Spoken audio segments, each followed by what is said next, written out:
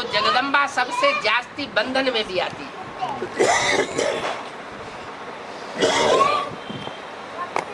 सबसे जास्ती बंधन में होते हुए भी मनसा की प्योरिटी में रहती है।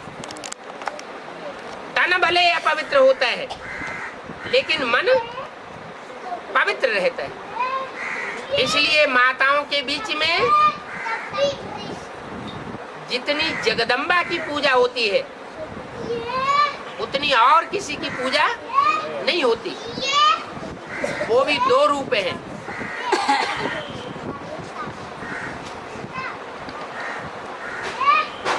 जगदम्बा के भी दो रूप हैं। एक है शाकाहारी और एक है मांसाहारी। जगदम्बा जब तमो प्रधान बनती है तो महाकाली का मांसाहारी रूप धारण कर लेती है। काली के मंदिर में गाय का भोग चढ़ाया जाता है, बकरे का भोग चढ़ाया जाता है और उसका मांस भून भून के खाते हैं भक्त लोग बड़े प्यार से।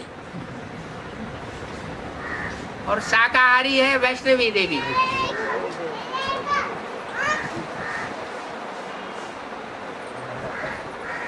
दोनों के भाव स्वभाव संस्कार जब मिलकर के एक होते हैं तो महालक्ष्मी का रूप धारण कर लेती है।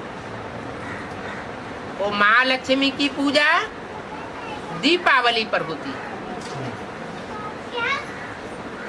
जब सबके ज्ञान रूपी दीपक जल जाते हैं, आत्मा रूपी दीपक जग जाते हैं, इम्प्योरिटी खलास हो जाती है, अपवित्रता की अज्ञानता रूपी इम्प्योरिटी समाप्त हो जाती है तो सत्युग रूपी सवेरा हो जाता है। तो दिखाते हैं राम को गद्दी मिली, राम को राज तिलक मिला तो दीपावली मनाई गई। दीपावली मनाते हैं तो पहले किसका दीपक जलता है?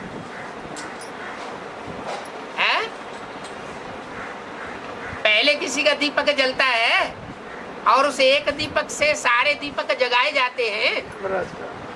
धर्मराज का दिया पहले जलाया जाता है,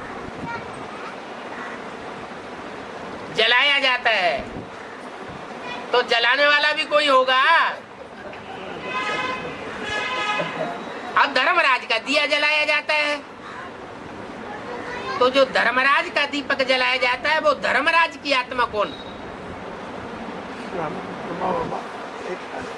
कभी राम कह दिया, कभी ब्रह्मा कह दिया। सुधार एक बात बताओ, है? हाँ, जिसने ज्ञान में धारणाएं करके दिखाई तो ब्रह्मा को ही दिखाया जाता है कि ब्रह्मा ने धारणाएं की। जो प्यार करता है वही धर्मराज के रूप में फिर मार भी देता है। प्यार का पार्ट बजाने की जगह प्यार किया और जब मार का पार्ट का टाइम आता है तो मार भी बेशुमार देता है।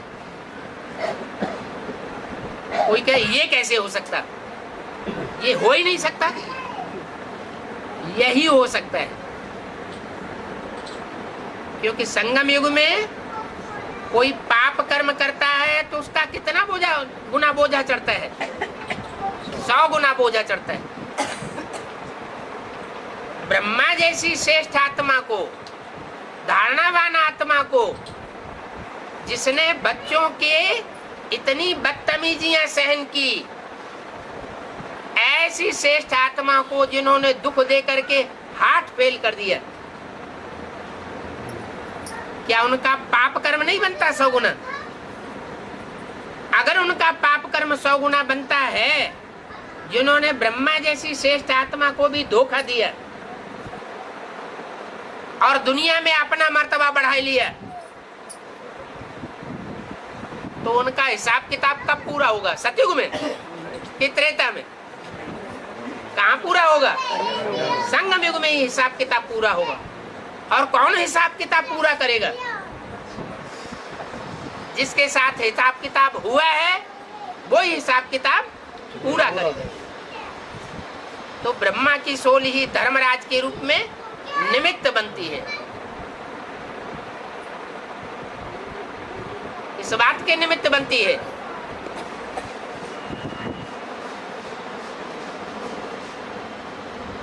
पापों को सजाओं के द्वारा खलास करने के निमित्त बनती है। वो धर्म का राजा है, दूध का दूध और पानी का पानी करता है। इसलिए बाप कहते हैं धर्मराज है मेरा राइट हैंड। त्रिमूर्ति के चित्र में राइट हैंड में कौन बैठा हुआ है? ब्रह्मा बैठा हुआ है। वो है मेरा राइट हैंड और शक्तियां भी है मेरी राइट हैंड। क्या? जो जगदम्बा या जगदम्बा की भुजाएं हैं उनमें कौन प्रवेश करके धर्मराज का पार्ट बजाता है? कौन विनाश का पार्ट बजाता है? कौन आतताइयों के पद का विनाश करता है? ब्रह्मा की सोल ही प्रवेश करती है जगदम्बा के रूप में।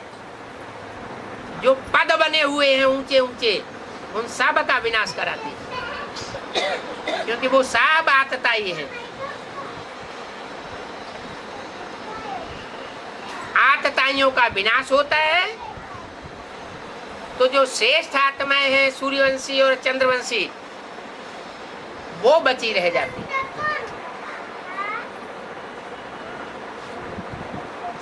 फिर उनका राज्य चलता है। जब तक आतताइयों का विनाश नहीं होता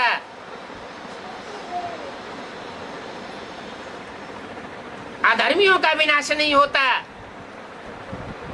तब तक धर्म की स्थापना का कोई मूल्य नहीं। सन 68 से बाबा के शरीर छोड़ने के बाद ब्राह्मण धर्म की स्थापना हुई पड़ी है, लेकिन ब्राह्मणों की राजाई क्यों नहीं शुरू हुई?